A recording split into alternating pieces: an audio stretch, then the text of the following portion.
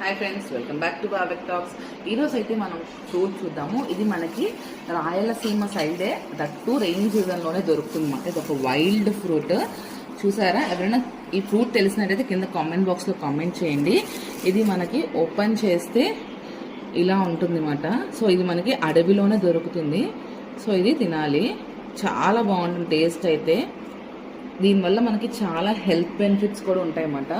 చూసారు కదా, చాలా బాగుంటుంది. హెల్త్ బెనిఫిట్స్ ఇప్పట్లో కాల్షియం, పొటాషియం, చాలా హెల్త్ బెనిఫిట్స్ ఉంటాయన్నమాట.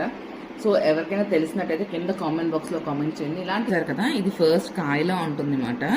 నెక్స్ట్ ఇలా కొంచెం దోరగా అయిన తర్వాత ఇలా పండుతుంది.